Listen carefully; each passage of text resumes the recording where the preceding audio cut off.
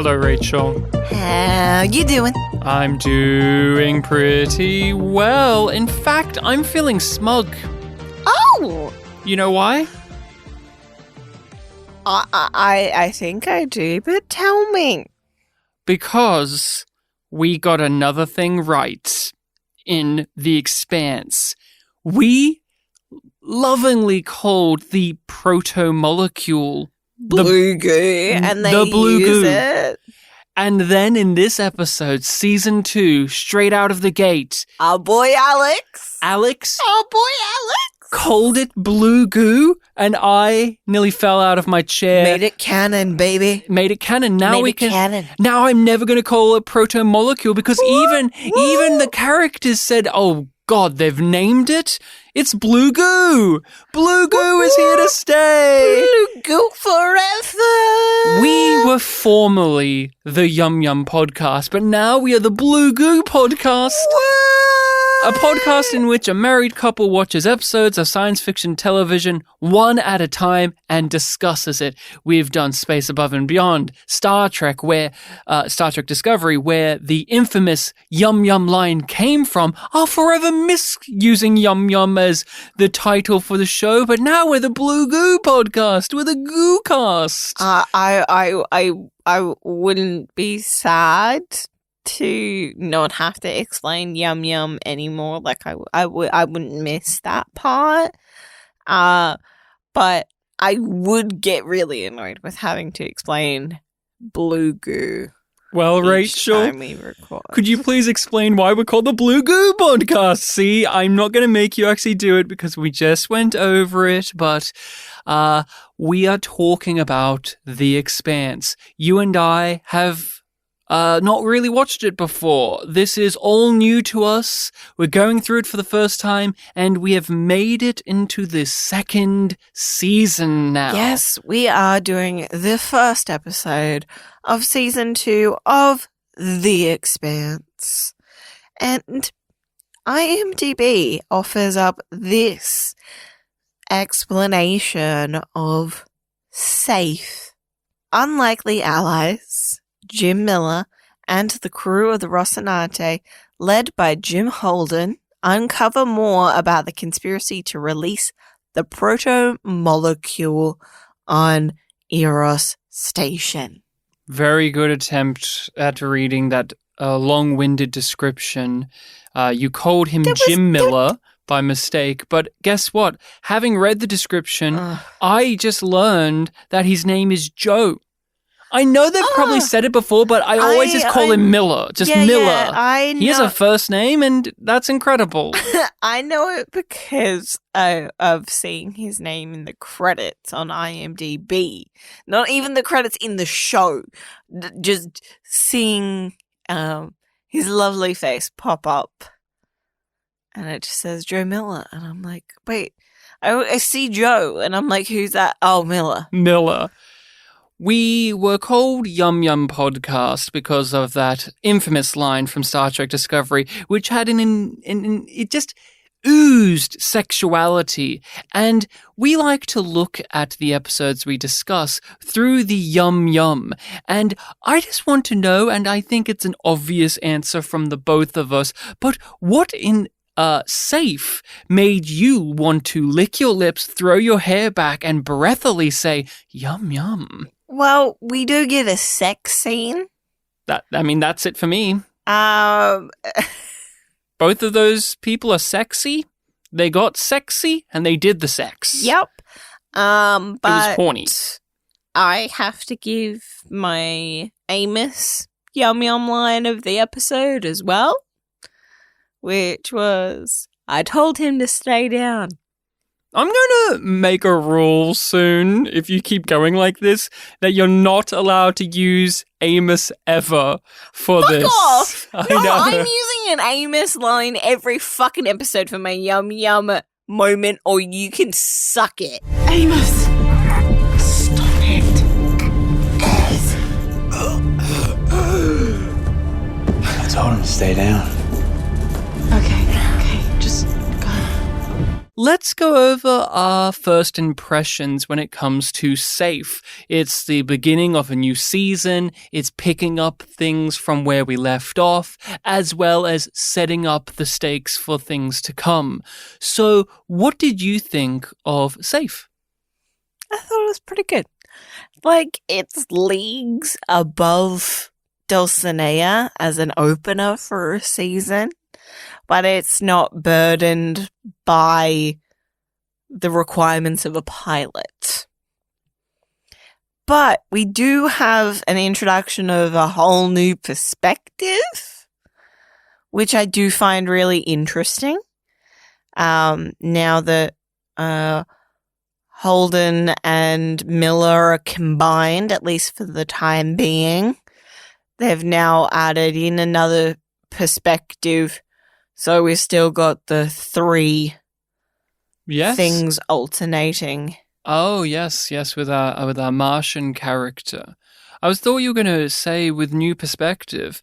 Not only just that, but we are now granted and afforded scenes with characters that were usually secondary in the other stories. We had a moment where Ehrenreich was engaging with another character separate from Christian, and same with all of the crew members on the Rossi, where we got to just have scenes of them individually or together, but not as a complete whole. We didn't need it as a complete whole group.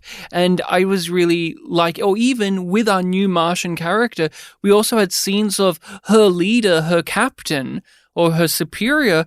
We had moments of just reflection with him on his own, and I was just really thinking about how that's new as well. I'm very glad that they've made the space for that to happen. There's more breath here. There's more room to breathe in the things that are available to be in an episode. For me, Safe was a large improvement from where we were. I really like it overall. It has the exact amount of plot stuff required, the things that are exciting when you're starting a new season of a show, the plots, the schemes, the lore, and the potential in the series. But it did not forget, unlike some previous episodes, to have those moments that let us in on the characters' psyches, and even just to have playful things that you just didn't get in the first season as often, if ever. There's just sequences here where the characters are just joking around and having fun and just being real and just slacking off, as well as the flip side where you'll have a really cutting line that will devastate a character and you're left in silence. This is far more of what I was craving in that first season. I mean, just in that regard, how do you feel about the episode in terms of this being a new season, and so they've learned or they've taken some steps forward from where we were previous?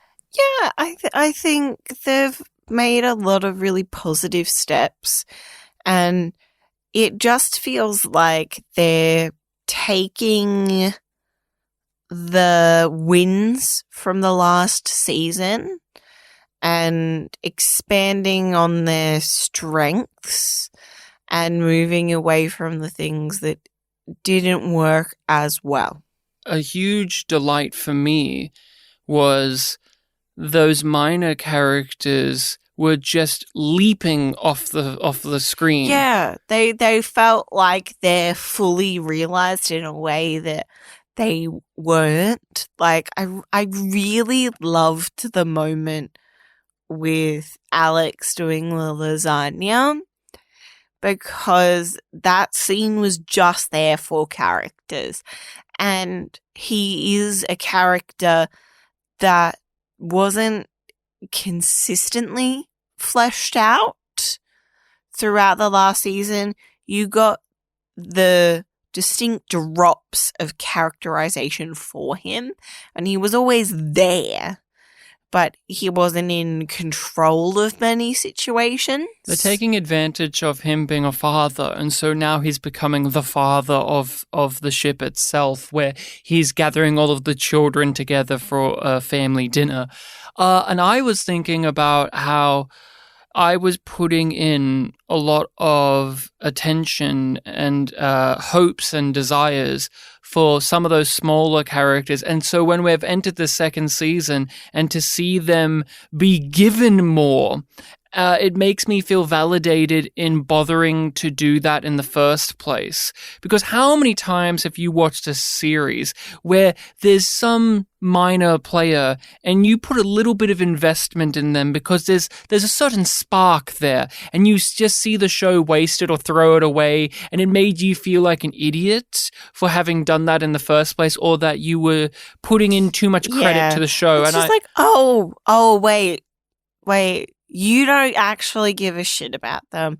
I put in the work for you, and now I'm basically feeling punished for that because you fucked over them and you fucked over me. That's a tale as old as time when we talked about Star Trek Discovery, yet the character I'm specifically referencing is that admiral in the UN, the guy who was the voice of reason last season. He's back again, and they've given him way more stuff to do, and he goes toe to toe with Christian and Ehrenreich as well. I love that. I loved that, especially the little aside that he has with Christian.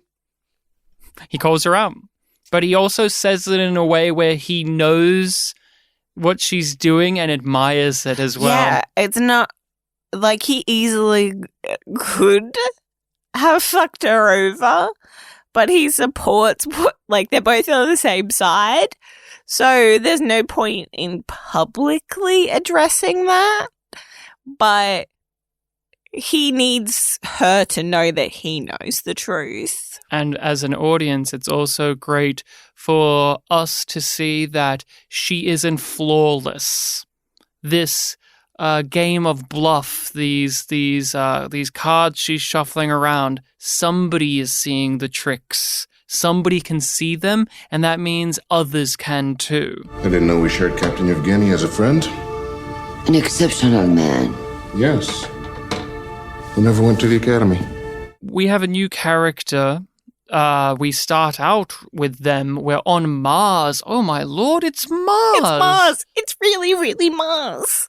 We get a bunch of people in their big giant suits running around doing some shooting and running and fighting and quipping. There's a lot of quipping in there.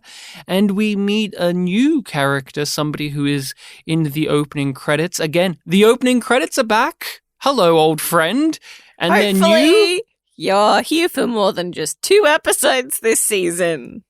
And so we have a Martian Marine who is called Draper. At least that's what they're named on their outfit, because we even get a glory shot of their name as they fire a bunch of little missiles at things. And what do you think of this character? I'm interested to see where the show goes with her, because at the moment, Christian, Holden, and crew are all wanting to avoid a war. That is very much part of Christian's primary goals, and it's sort of a part of what Holden and crew want the truth, and they want justice. They want justice. They aren't really concerned with the war, but they don't want people to die. So that's where their concerns sort of come in. And obviously the potential of war is being escalated because of the blue goo stuff happening and them trying to cover that up. And now we have this new character who is what we were told the Martians were. A bloodthirsty, warmongering, military-driven society. And she is that. She is the embodiment of that. Yes. She is that. But we see what's underneath that. Because she has so much frustration because they are trying so hard to avoid war that they haven't put money into the terraforming projects, and they pushed it back and they pushed it back. So she's fighting for a dream, and it's just like, well, we can't, like, if we keep on doing that, we're not going to get anywhere. We're not going to get anything done. So maybe we just need to fucking fight, get it out of our systems, and then hopefully we would actually be able to do something. And it is always interesting as an Australian watching a character that is so aggressively patriotic. Should note down, it's also refreshing to see New Zealand actor. And that was great to see. It's always wonderful to get some new types of faces in shows. We often get American and British. And so The Expanse has been doing very well with that for the most part, of having a good of diversity in the cast. But you are right. There's something inherently repellent to me as a viewer about patriots and patriotism, and we've got to fight for the flag and country. And her character is really well realized because she is the one person we know who is wanting a war, is wanting a fight, who isn't a villain.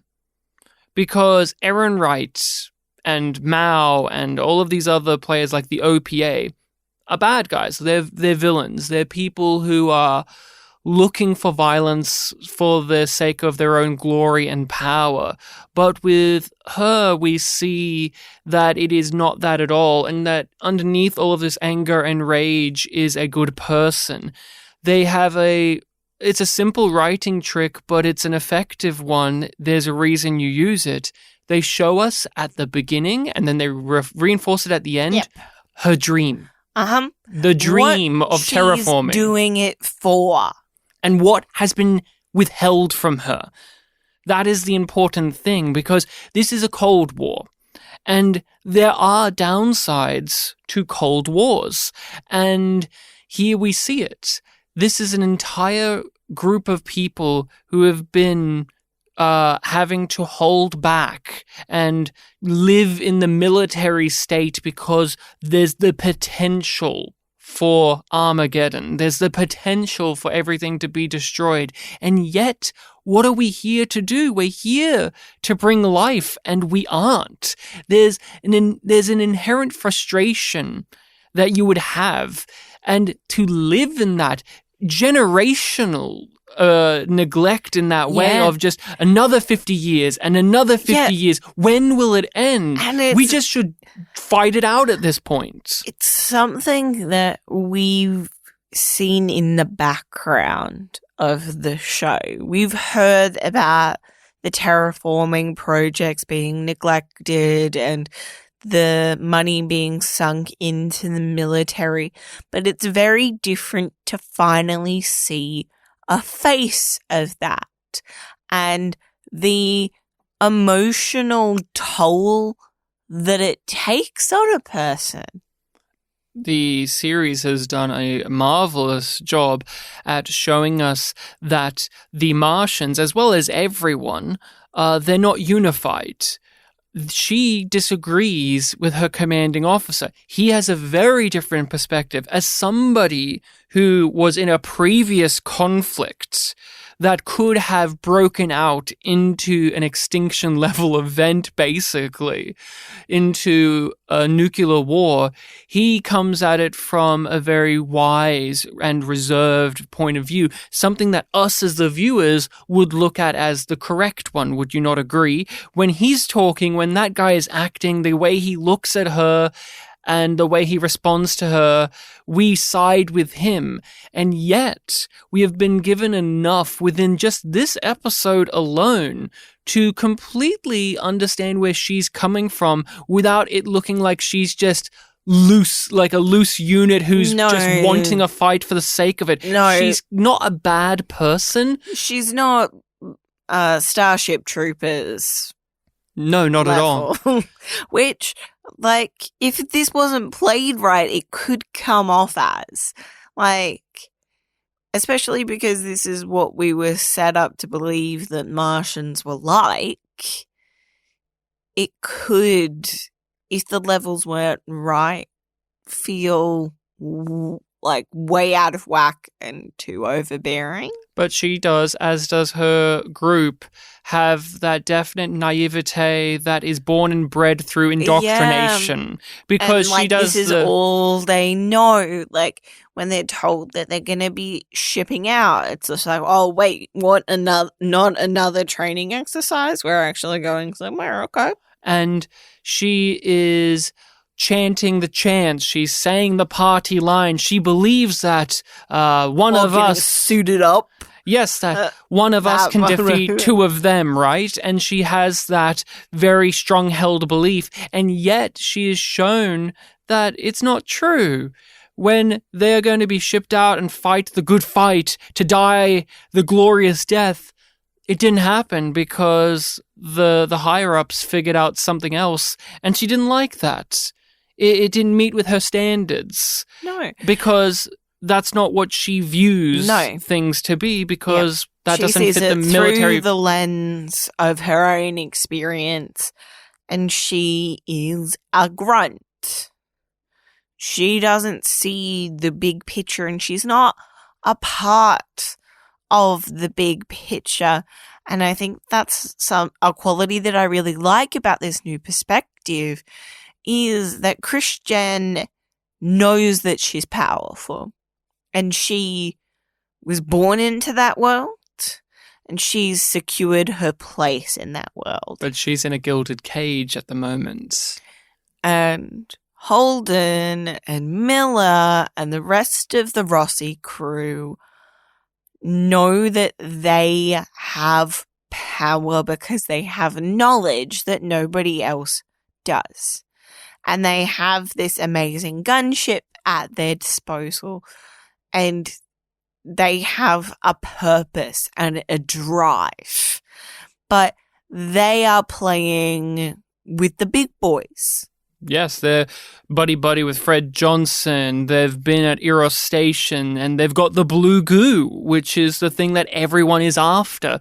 Hence, even her plot, even Draper's plot, is in part, we must go to this location where blue goo is, or blue goo was. Yep. And she's the grunt. She's the boots on the ground. She is the person that is told, you must go there, even if she's not being told what's actually going on, which is with making you go there in case of something going wrong. But we figured out something better.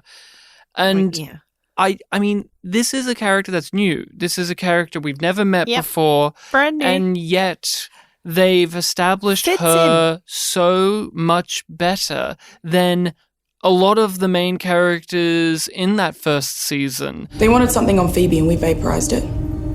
I'd say the fight's coming soon enough. I hope you're wrong. Earth knows the price of escalation as well as we do. You said our job is to prevent a war with Earth. Ever wonder if we've got it backwards?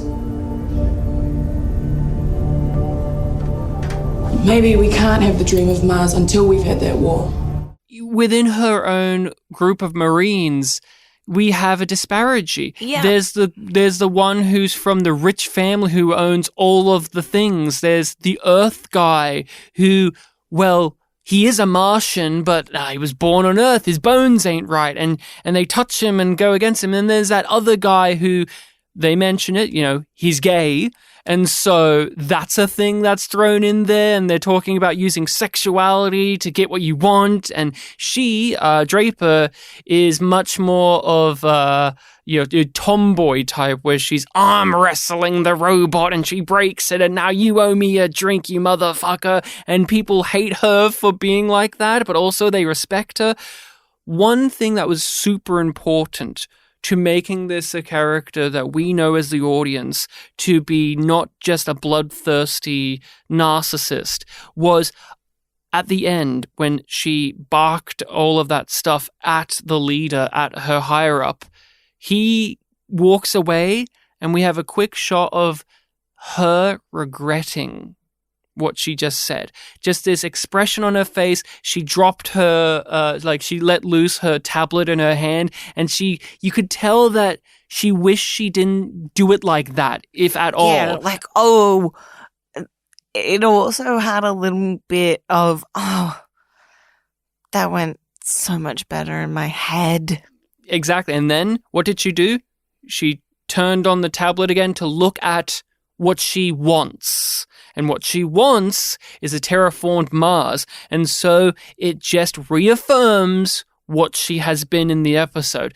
This is a character I can definitely see taking a journey similar to many of the ones we watched in Space Above and Beyond, where they start out as rah, let's fight the enemy and get what we deserve, quote unquote deserve. Reality and experience changing and evolving their perspective and them as people. And especially we finished up that show relatively recently. I am very keen to see that again, and and by again I mean hopefully it's done well. Yes, to see it be carried out to the very end, and that will be exciting. Yeah, we know that this show eventually does get to end. It didn't have an easy journey getting there, but it got more of a shot than Space Above and Beyond did. One of the funniest things to me, I giggled at this when writing in my notes of things to discuss, was you wanted Ehrenreich to have scenes on his own outside of Christian. But what I find really humorous is there's no doubt now. He's clearly the bad guy. Yeah. He's working with the company. But how did he get in bed with the company? How much has he always known? Or was he just indebted and then has got pulled in? There's a lot more to build out from there, but we do he's very upfront because we see him with somebody that he doesn't need to hide from. But what the humor for me is he was in the first season presented as the head honcho, her Christian's boss, the guy that was always bringing her down and telling her off for things. Cut to first episode of season 2, and he's the little corporate lackey bitch boy for the capitalist. The second most powerful man in the world is owned by the corporations. Yep, he's got it in tow. He is trapped. Sean Doyle does a really good job at communicating that, where he's doing that smarmy, villainous, I'm a bad boy thing, but he's having this conversation with Julie Mao's dad. He tries to use his authority as the second most powerful man in the world and tries to use those reasons and logics for... Doesn't work.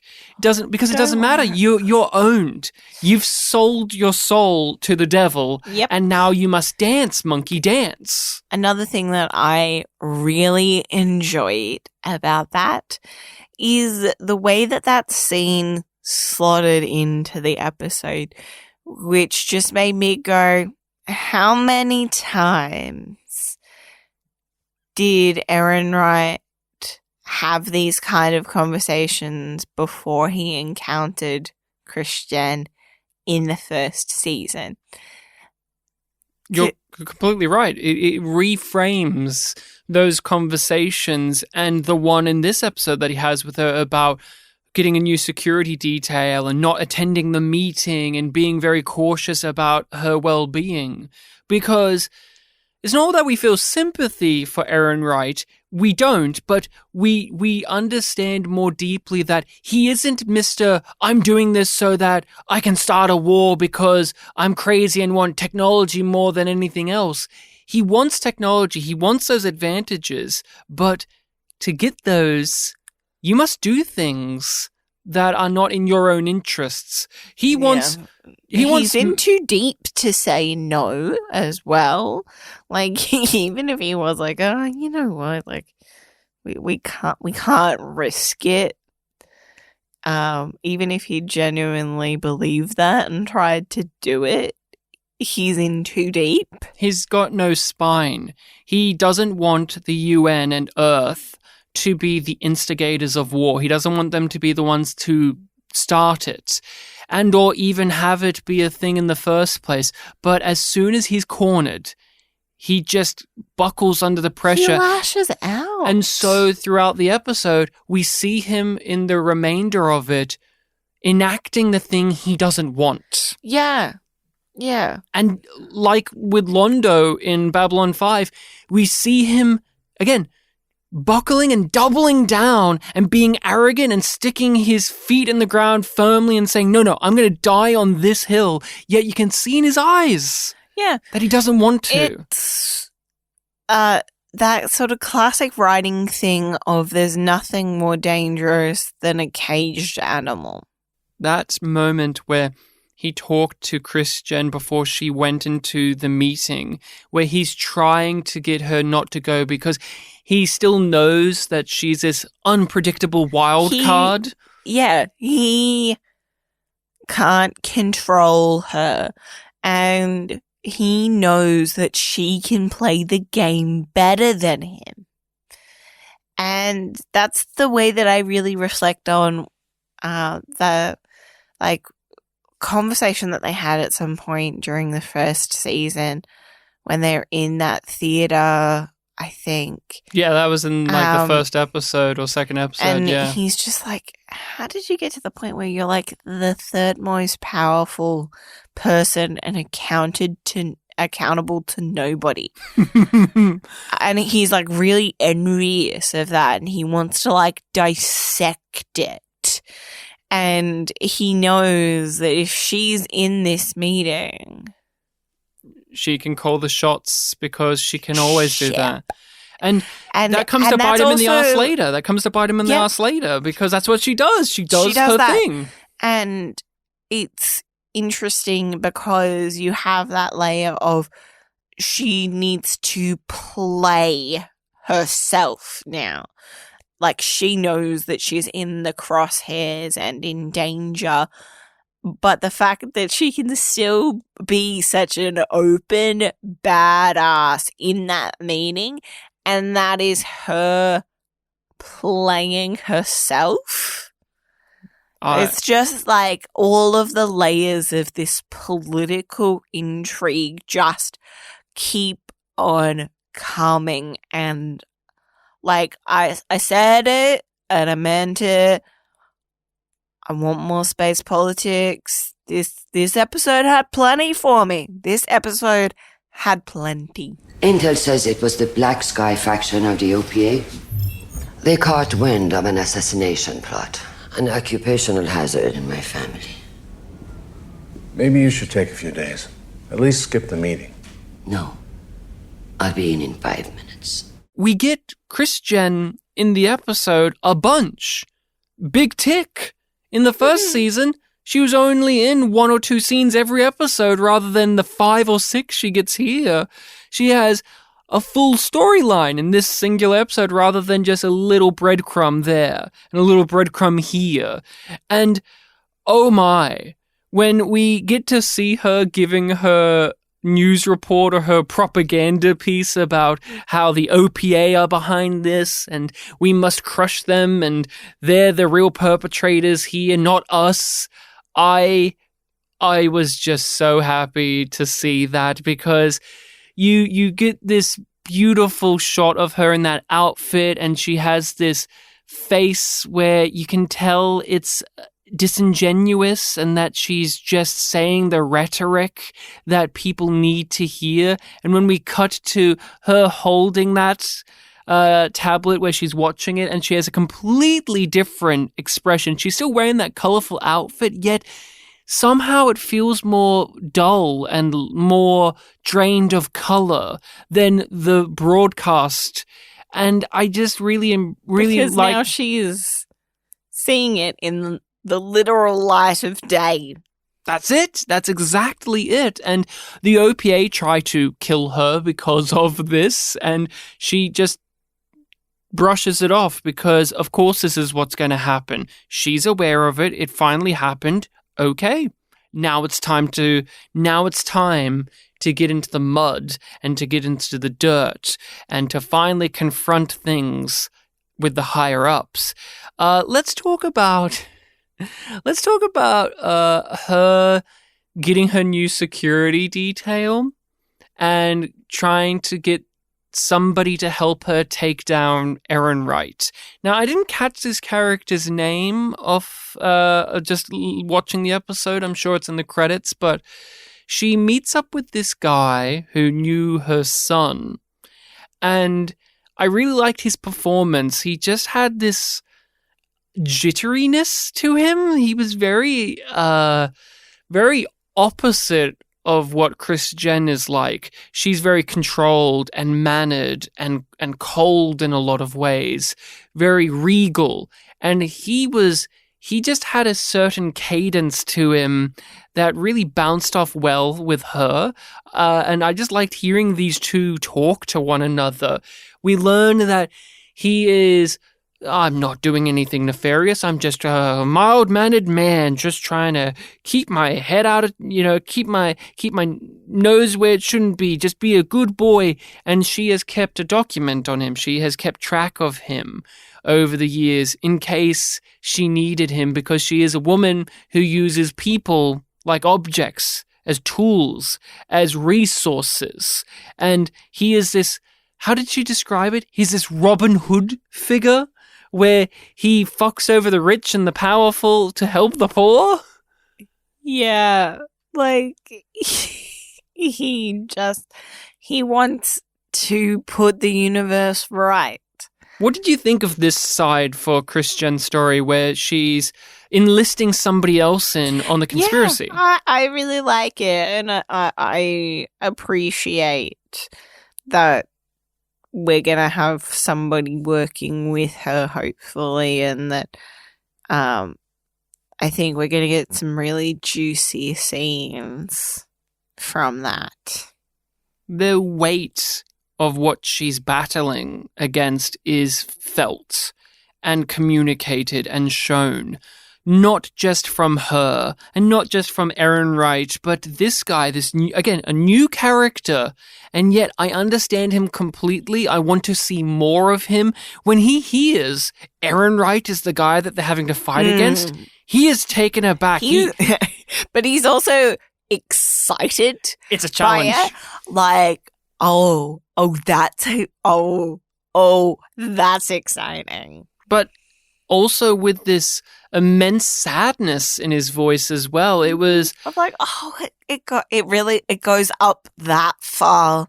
The corruption is that deep and that high up.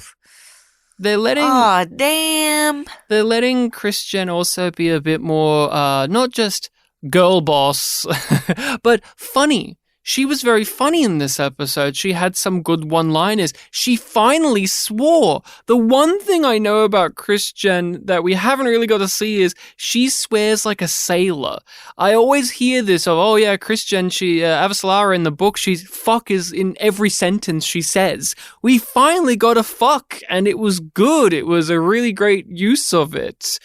And to see her in those UN meetings and having to also give up something that's important to her. Because that's the thing between her and Ehrenreich that's in common. They don't want to be doing something, but they have to, against their own judgments. And the difference is, it's subtle because she's having to keep a poker face on, but you see that it eats away at her. While with Ehrenreich, it doesn't. He just doesn't like it, but he bites his lip and just plows forward. While when she's having to go against the admiral at the UN, who has an amazing line of dialogue during that argument between everyone, because Ehrenreich is trying to push for a conflict. He's trying to push for them to go to Phoebe Station and to basically be the ones who provoke a war. And the admiral, again, is speaking complete sense. Reason, logic. He even brings up that if we de-escalate the conflict, they will most likely de-escalate as well. And we've proven that's true with the Martian storyline that we're going over, where her superior is talking about the same thing, where if we de-escalate, if we don't approach with violent intent, most likely things will work out just fine. And yet we see with Earth that is true as well. But there are these people who are controlled by the companies, or in Christian's case, she's having to walk this tightrope of keeping herself alive, because if she does the noble right thing, she's dead, she's gone, she's out of the picture. And I just really enjoyed the dynamics during those scenes. What did you think of those overall? It just makes me excited. I guess I'm a bit distracted just by that, because it's just like, I am so excited to see what they do this season. And I just kept on thinking as I watched this, I was like, fuck, this is like, this is really good TV. And those first couple of episodes of that first season was such a slog for me, but I am so happy that I was forced to stick it out, and I hope it just gets better from here. More Christian means better quality for the series. I really was enamored with her in the episode. The way she played Ehrenreich, by siding with him to begin with, making him feel comfortable. And then in the next meeting, she completely flipped the script, and yet did it in a way where it didn't come across as jeopardizing her stance previously. It wasn't as if it came out of nowhere, and Ehrenreich was being the aggressor for no reason. Logically, we know why he's being the aggressor, and so there was no way he could win that scenario. And she played her cards right, where she lied. She said she knew the captain of the ship they sent out, that she was good friends with him back in the days of when he was a young snot at the academy, and people bought it. And the guy came over to her who does know this captain, obviously, and he pokes holes in her story. And that was really wonderful to see, as mentioned before, but I like this feud and how they're bringing it to life with her and Ehrenreich, where they both know things about one another, and yet they can't make any open moves against each other because it's a Cold War within the Cold War. It's politically unwise to strike right now, but there's always the potential for it later. I'm being set up. When my investigation dead ends, I'll make an excellent scapegoat. Who are the players?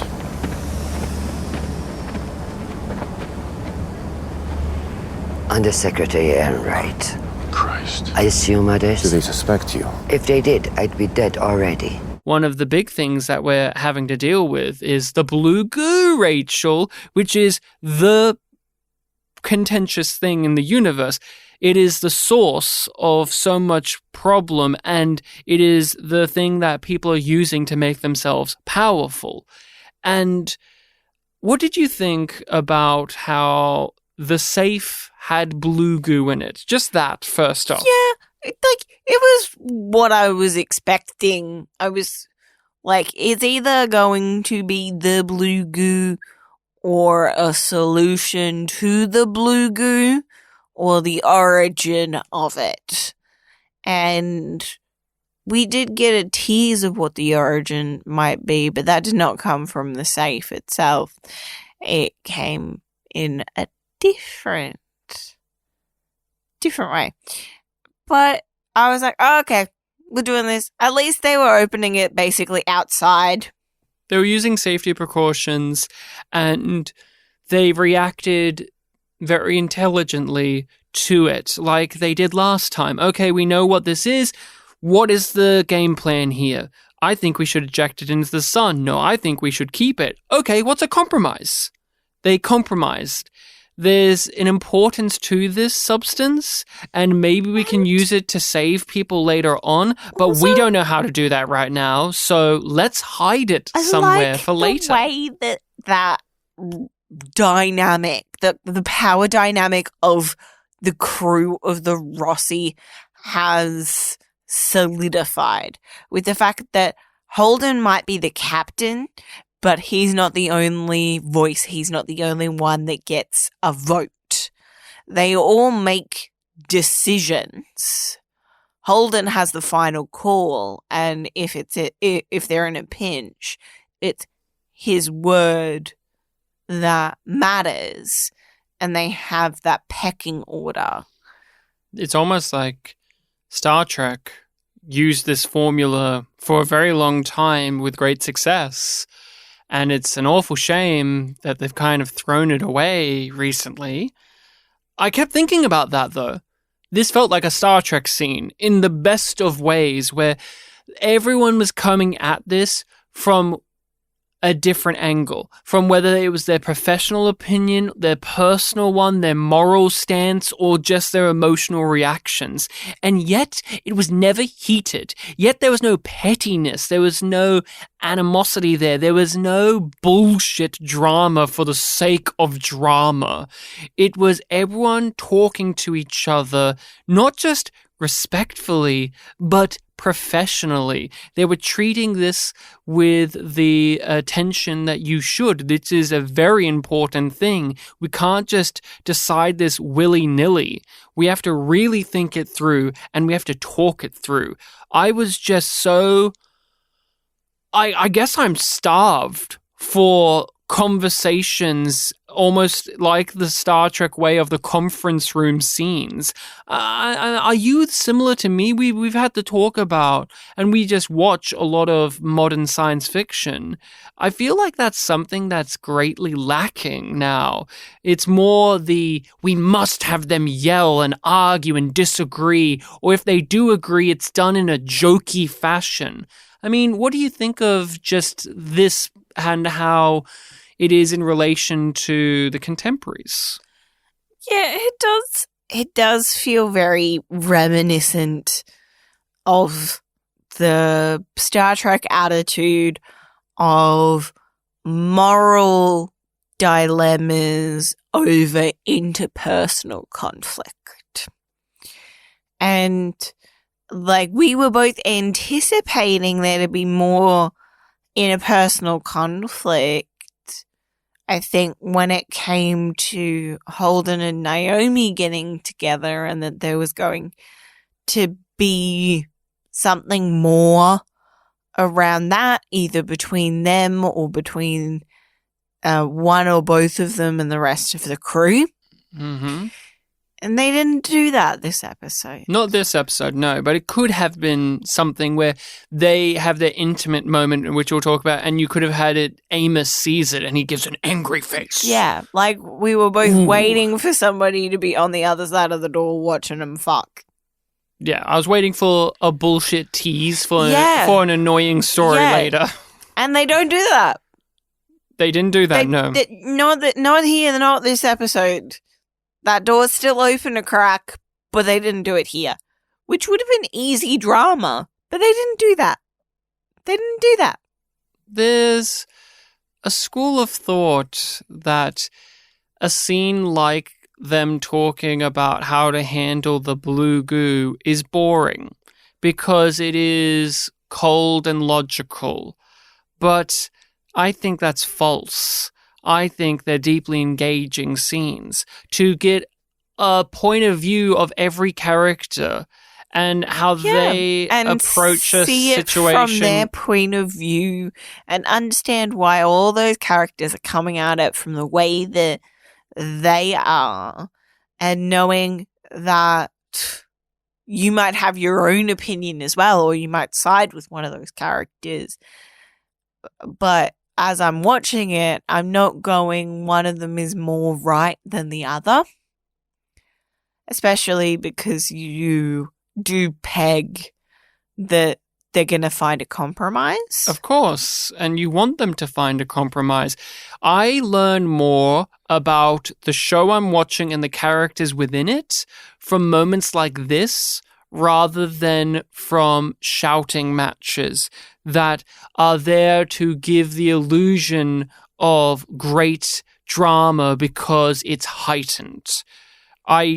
I find that more often to be a detracting factor in giving me what I need out of a television show. And that's why Star Trek Discovery can be so frustrating, because you can talk about what they're grasping at and trying to go towards. We can talk about those things on paper and it sounds like it should work, but the execution of those are often boiled down to hysteria, into melodramatic pissing contests, which just makes me turn off because I need more nuances than that. And The Expanse has a lot of interpersonal conflicts. The Rossi is nothing but interpersonal conflicts in this episode, and yet they remember to have conversations that are mannered, conversations that are withheld and reserved and thought through. The blue goo is just a MacGuffin. It is here to help center all of these disparate storylines that are swirling next to each other on the Rossi. We have Holden and Miller. We have Miller and Amos. We have Naomi and Miller. Like, we have so many interactions, but the thing that's keeping it all together is the blue goo on the ship. We even have people from Eros Station who are on the Rossi, and they're having conversations with Alex and holding him responsible for not wanting to save more people. And Alex can't reply because he didn't try any harder to save more people. The only one who did was Naomi, while he was sitting there either being quiet or bitching. And we can have all of these things be coherent. Hang on. What if there was a way to use that sample to create a vaccine? Maybe still help those people on Eros. Those people are beyond help. You don't know that. None of us know what we're dealing with here. And until we do, that is too important to destroy right now. Well, I'm not keeping it on the Rossi. I won't take that risk. I sure as heck don't want to share a bunk with that. Hell no. Then we'll hide it. Where? Out here. They have introduced a theory. And that theory is that the blue goo doesn't come from our galaxy. That the asteroid or the thing that Phoebe Station was built on was from somewhere else, and it was launched our way with the goo on it. For what purpose? We don't know. Was it from aliens? Unknown, but they're definitely leaning towards that direction. Do you have any thoughts or even theories about this overall? I'm intrigued. I don't have a theory of my own yet, other than it's probably going to be right. I can't help but think of Prometheus just because we have watched it on our podcast and discussed it, and both The Expanse and Prometheus like weird goo that fucks with the DNA and structure of organic beings. And I will say, sorry, I just need to interrupt because I forgot to mention this earlier. But while we're still talking about the blue goo, Holden's nightmare is really fucking cool in this episode. Yeah, it was a spooky moment. You knew that it was a nightmare. It was a cold open, like it was a spooky woo stinger. But it gives you an insight into where he is at. He's afraid this really affected him, while Miller, it didn't affect him. I was going to say, my theory is this going to be one of those things where an alien race has made this goo as a form of generating life? Is this their Genesis device? Is this their thing that they shoot out as an asteroid and hit it into a planet to start life? Because what I'm going to say is, did they send one of these and it hit Earth and killed the dinosaurs and made life? Is this going to be one of those type of stories? I don't want that. And was this one that was basically a terraforming device? Because that would tie in to what Draper was going through in the episode about wanting to terraform. That would line up. That would be interesting. And we know that the corporation are hoping that this will save us all, and in a way wouldn't being able to adapt to new terrain be a way of doing that? Whether you use the goo to terraform the planet or you use the goo to terraform us to survive elsewhere, right? Those are my theories. Those are just some of my Blue Goo theories from the Blue Goo podcast. Oh, Eros is still under quarantine. People know about it, and it's a real pain in the ass for the UN because there are do-gooders that are trying to help them, as well as there are going to be looters and thieves. That was an interesting little wrinkle, and they made sure to underline that when Christian has solved seemingly the war that could have broken out, and they pan down to Eros Station being quarantined still, and they just leave the camera lingering there, that this is the next problem that will have to be solved from the UN. I'm going to have to break some hearts, specifically Rachel's. Holden and Naomi are together. They kissed, they had sex. Yeah. They've done it. And they pulled the trigger. I'm wondering if it's going to be a pattern of the only sex scenes being in the first episode of each season. And only Holden has them every time. And we get to see how fucking ripped that actor is, which has always thrown me off because when he's in his outfits, he seems like a skinny, lean guy. But then he rips off that outfit and he's jacked. And I just have to remind myself that, oh, Holden can really hold himself in a fight. If him and Amos had a punch-up together, he could hold his own. Maybe not for long, but he could hold his own. I didn't hate this. I like the fact that we just got to it. I knew it was going to happen from... Like, they had the moment outside with, like, touching helmets and talking to each other without the comms. The longing looks. What I was going to say was, I knew this was going to happen from the beginning of the show because he's the guy and she's the girl, and that's what you do, and we finally just pulled the trigger and now we're here, and I hope that we can just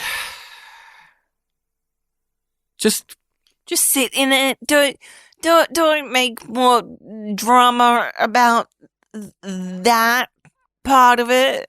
Do you think we'll find their romance to be this beautiful, compelling, heart of the show thing like we do with Babylon 5 or even in part Farscape?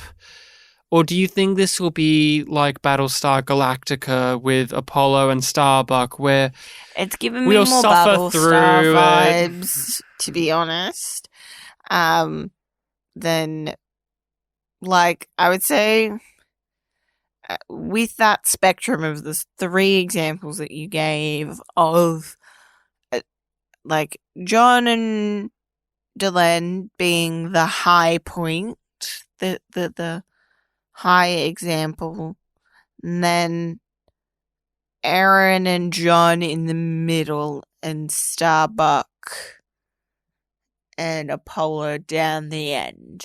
Like, they're not evenly spread, but, like, that's the levels. They are giving me, like, I just don't really care about their relationship. Yeah. It's just like, oh, you're the leads. And we've established that you're both straight, so you must fuck by the rules I think of fiction. You must fuck. It makes me think of Spaceballs with Dark Helmet with his toys. Oh, no, yes, no, and he makes the dolls kiss. Oh, your helmet's so big. It makes me think of that, and this is the writers using these 2 characters. They must kiss now and smash and fuck, and yes, it was sexy, yes, it turned me on, and yes, it turned you on as well, that they immediately just fuck. The clothes are off real quick. He turns those cameras off, and their pants are down. Pants, bra, everything, just gone. I'm not dreading their romance, I'm more just accepting that it's most likely going to be boring to me. I can't help but think of Riker and Troy, where, yes, it exists. And it also and it's felt boring every time. Inevitable. Yes, it's inevitable and boring. You know that they're going to be endgame with Riker and Troy, even though they play around with it Worf. a bunch. Oh, Worf. No. And it feels like these 2 characters are pretty locked in. But sadly, like, I don't think anything in the show is telling me that. I think that's me approaching it with my knowledge of fiction. I kind of long for the days of Space Above and Beyond where they would flirt at the idea of romance and not actually do it because this isn't that type of show. Oh, well. We did not choose this, but this is our fight now. We're the only ones who know what's going on down there.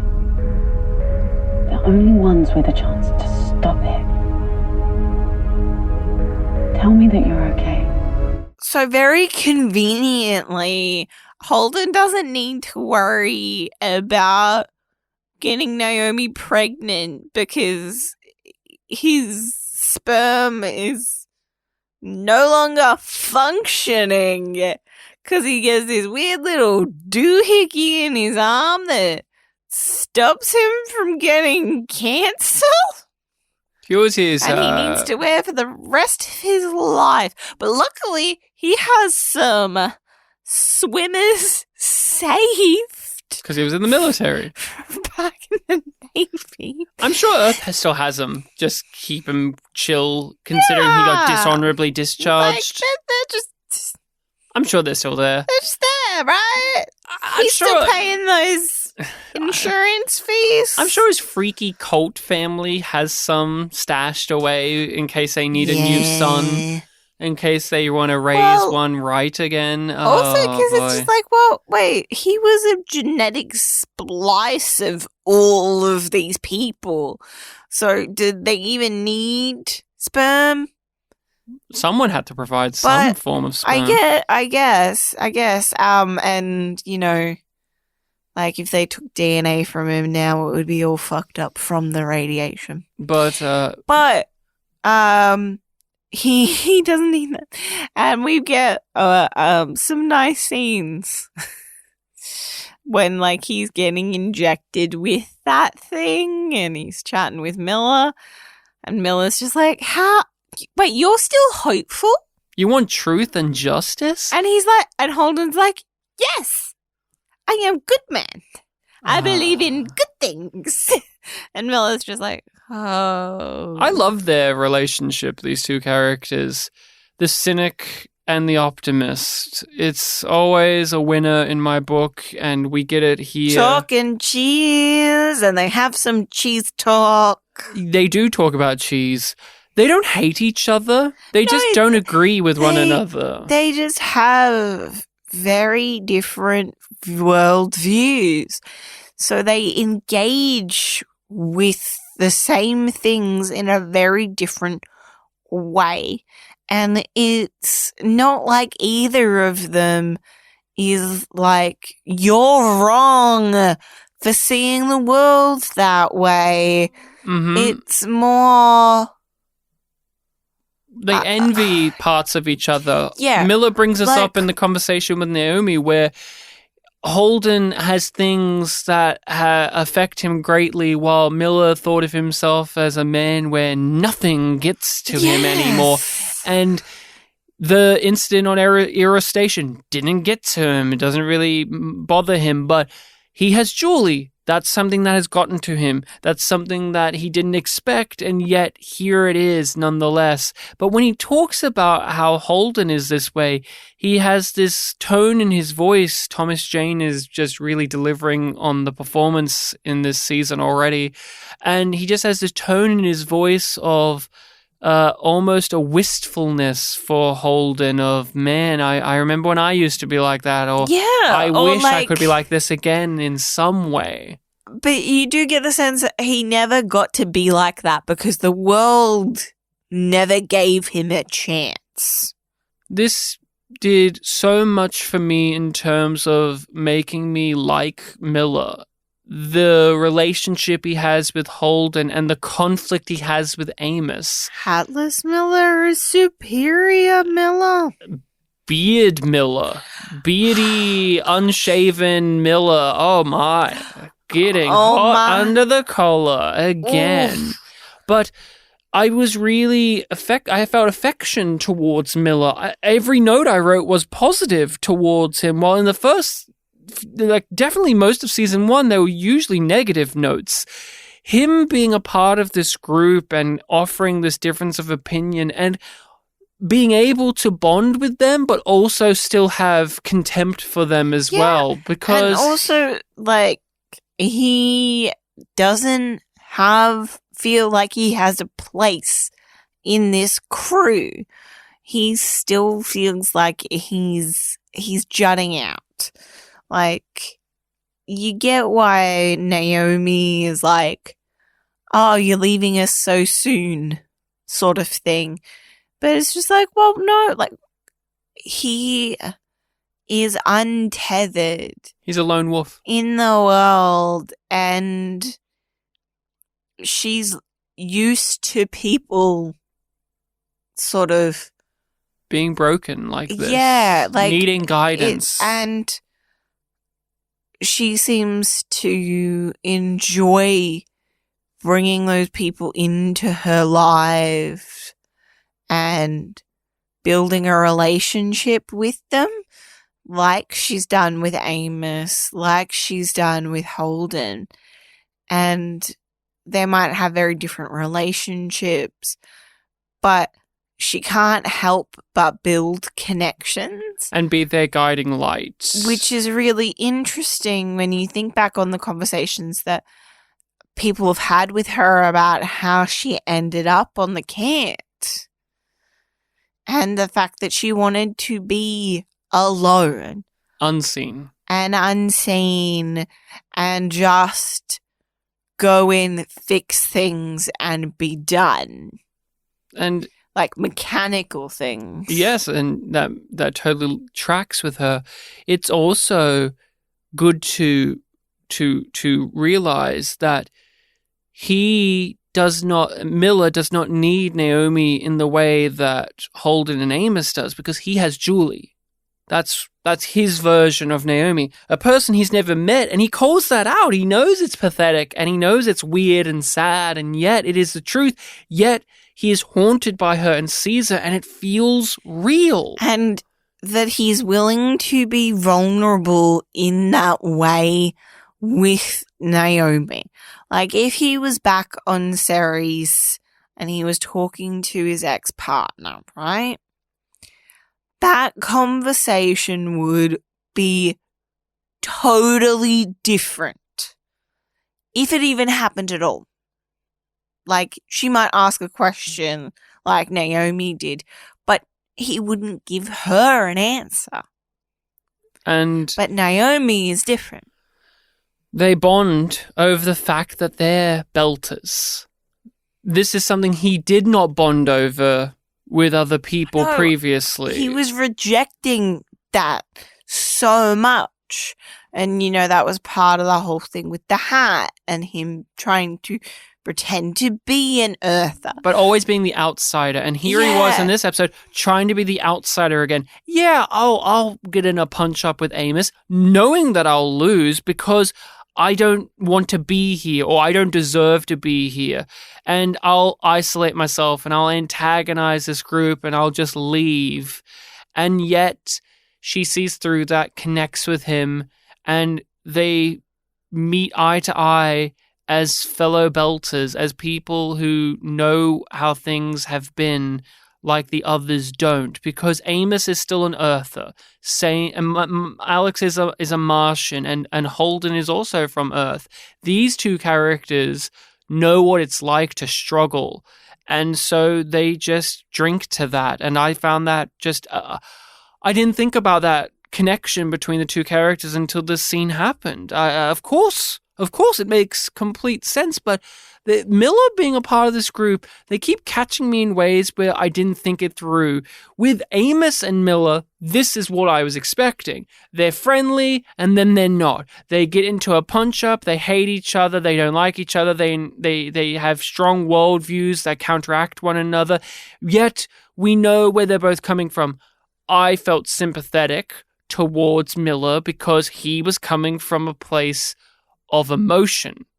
He lost his friend, somebody he knew, somebody that helped him become the man he is today, and that person got shot down like just a common street rat, like they were nothing, that they were unimportant. He even tried to break it down in ways that Amos understood. So you agree that you wouldn't have been able to get off of Eros Station if it wasn't for Semi. He was relating it to Amos in those terms that he sees the world of purpose and what you offer up and your place. And it still didn't matter because Amos has his strong thing about Naomi. He threatened Naomi and he may as well have killed himself right then and there by doing that. It's too late at that point. I follow what she says. She said to wait. But Naomi made the call. End of story for me. And when your pal pulled a gun, might as well shot himself in the head. Here's what I see, okay? You seem kind of like a trigger-happy whack job to me, so let me lay it on the table for you, all right? You shot my friend. Like some street rat. I just found it completely exhilarating on the dramatic level to see two characters who have the same thing in common, which is they have that person or people that they would ride or die for. And here they are butting heads against one another about this because Semi, this man who we only got to know for a little while, it is so crystal clear that he was like this for Miller, where he wore this guy's hat, he emulated him in some ways. And when they connected again after all of these years, there was a real friendship there. And so seeing him die and die in a way that was so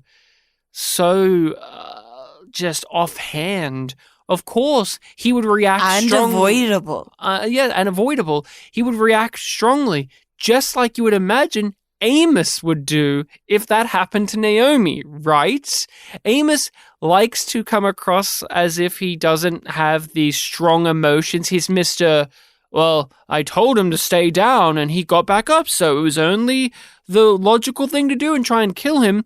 I have no skin in the game here. Yet, when anyone tries to undermine the power dynamic in the group, he reacts wholeheartedly with emotions.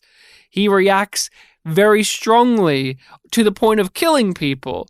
But then he reverts back to this way of, well, it had to be done. There's no other But way about it. He doesn't always see it as emotional. No. He doesn't see it as being motivated in that way. He has this sort of false stoicism almost. He's emotionally stunted, but he still has them. When Miller, you know how Miller hurt him the most? Did you see it? It wasn't the punch in the face. It was calling him a no-neck. And the look on Amos's face when that got said to him, and it was said in such a casual manner. Miller didn't even say it with venom in his voice. He just said it like it was a fact. And Amos seemed hurt by that. It was brief. It was quick. They didn't linger on it, but I noticed it because it was one of the most, it was from that actor particularly, one of the more expressive moments he's had in the show. Yeah, and yet it was so quick. The eyes in that shot really, really gave you a lot. And I think it makes that moment rings true because it is often the things that people say offhand that shake you the most. We have a dinner scene. Alex calls everyone in, pretends it's an important meeting, and it's really so that they can get to know each other and stop being in the moment, being in the thick of it, to be in the job. Let's get to know each other on a deeper level than that. And to me, this was one of the most important scenes the show has given us ever, because the show has forgotten this currently. And many shows, not just science fiction, but many shows are so preoccupied with just running and sprinting and jumping through the machinations of plot, of suspense and world building and mysteries and whatever the case may be, that they forget to just smell the flowers and to have these sweet, heartfelt moments of characters just sitting around the table, smiling and talking. And for you particularly, we make this a joke in a lot of ways, but isn't that one of the reasons you love Gilmore Girls? That at the center of every episode, it is, we're going to have a dinner with my parents. We're going to have a conversation at the cafe. We're going to do these things. Like in that show, it's just people talking. It's not just about like the romantic log. Rory's doing this They make sure in that show to do that in every episode. I bring that up because we love that show a lot and we talk about it, but it made me think of that, of like, that's a series where a lot of the conceit is we have it within the structure of the show to have moments like the lasagna scene here. Yeah, and I enjoyed the quality of this episode of it's the show taking a breath in. Like it's a deep inhale after the sprint of the end of the last season, and you know it's gearing up for more. It's not a restful kind of breath. It's not a sigh of relief. It's that intake ready to exert more. I just miss this a lot in TV. There's many shows that I think are great and excellent, but I will not think about them in the long run because they lack a moment like this where it's not just a character scene. It also helps end conflicts in the episode. Amos becomes the bigger man, takes his shit off the table and lets Miller sit down and tell a story about being a shitty cop, and they all relate and joke and talk about cheese and just have this inane story, but it helps tie up the conflicts that we're having in the episode. But it's just a nice moment. whenever I look back on many shows that I adore, it's these things. Like, you know, we talk about Babylon 5 a lot on this podcast, and there's all of these great dramatic moments, but I really do like, say, for instance, Ivanova and Sheridan having to sleep in his office because they've been locked out of their quarters, and now he's telling dad jokes and knock jokes, and she makes a comment about, did you used to speak like this with your wife, and oh, how did she hang in with you like that? And Farscape was so good at that as well. Every single episode would have scenes like this, and I just get so tired of Farscape would have whole episodes of that this. was this. And Killjoys is a show that I have watched. That's a great example of this as well, where Killjoys is a sloppy show. It's not perfect. It's cheap. It's sleazy at points. The story isn't the most perfect thing. The characters can be a little bit grating, but it had heart. I've had a nostalgia recently for Killjoys, and it's because they would have a lot of attention to these things. And when we watch Star Trek, modern day, they always eject this from the episodes and say it happens off screen, and that's somehow a substitute for it. The lasagna scene here is almost my favorite scene we've watched in the entire show. I still love that Mormon conversation from last season, but this is second, and it's just people joking around about cheese. Cheese, Rachel. Cheese. Teddy the Detector, this guy was not. Teddy the Detector. Yeah, you're a little kid. The little robot teaches you about the air sensors, no? I think I'm too young. Teddy the Detector. God damn, that was great cheese. On a scale of yum being bad and yum yum being good, I give Safe a yum yum. Yum yum. But Ryan, now that we're the Blue Goo podcast, do we need a new rating system? Do you give it blue or do you give it goo? Blue obviously is bad because you're feeling sad, but goo is great because, well, who doesn't love goo? Every kid in the 90s wanted goo. Yeah, and then more recently it became slime, which is like just more solid goo. Yeah, so what do you give it on a scale of blue being bad and goo being good? Blue goo. We need to know what the next episode is called. We won't read the description for it as we don't want to know. We just want to get the vibe of the thing. Let you out there know that the next episode is called such and such, Season 2, Episode 2, which is Doors and corners. Doors as in a door I open, or is doors as in Anderson doors? Open.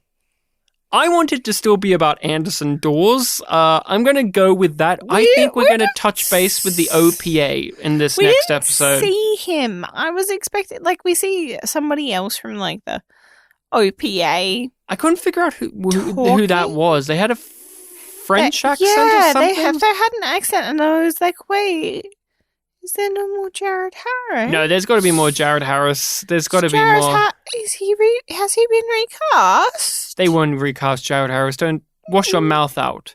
I'm going to say. Afraid. I'm not afraid because I do think the next episode is going to be about the OPA. I think we're going to touch base with Anderson Dawes, and if not him, Fred Johnson. They mentioned him a lot, but they didn't give him in the episode. We need touching base on that. Yep. So I think next episode for my liking, we're going to obviously deal with way more of the UN stuff. Yes. We're going to have our Martian buddy be in the episode, but I think more OPA we're shenanigans also are due. going to get some Tycho action because they added it to the opening credit. Well, yes, Holden and the gang are trying to get back to Tycho. That's going to be their hub world in the video game that we're watching, or the role-playing game. Do you have any predictions or any thoughts on what next episode could be about, or just anything that this one gave us that is lingering in your brain? I think Amos is going to find out about Naomi and Holden. And I don't know what his reaction is going to be like, but I just think that's going to happen next episode. I was going to make a joke, but then it wouldn't have worked. I was going to say he would throw him a condom, but then Holden doesn't need it now. He's been radioactive in the balls. Hey, he needs that to stop him getting cancer. That doesn't mean that it will prevent him from getting any STIs. Oh, that's true. Hey, boss. Here you go. Throws a condom. Don't give her any of the blue goo. We also don't know how long it takes for that to take effect. I think it's pretty instant. Yeah, like it just nukes everything once that was already in his testicles. I think once you get blasted with radiation that could kill 500 million people, your balls will not give sperm anymore. Yeah. That is the episode. Does that mean, like, does he come dust?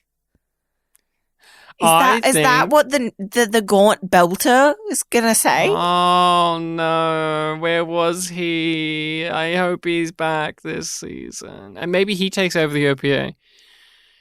Thank you all so much for listening along and engaging with us. I hope that you've enjoyed our discussion here today on The Expanse. We're exploring it one episode at a time. If you have not subscribed to us, you should. We're on all of the podcast hosting sites available, including YouTube as well. So make sure to follow us on there, even rate and review the show if you feel so inclined. Share it around with all of your friends and family and foes. Yes, I said foes. We release these episodes for our patrons first on Patreon. So if you want to hear more of our discussions on The Expanse right now, instead of waiting week to week, you can skip ahead right now and head over to our Patreon. All of this is included in the description of this episode, as well as our email address if you want to contact us more directly. What is our email again, Rachel? yumyumpod@gmail.com. Should we change it to bluegoopod@gmail.com at some point? I feel like that would be taken. Oh, yes, I agree. I think there's so many people out there with bluegoopod@gmail.com. I'm lucky that no one had yumyumpod@gmail.com until I gobbled it up. But the dusters were here, Rachel. Those dusters were in the episode. We can now officially say that we have a full-on duster in the show.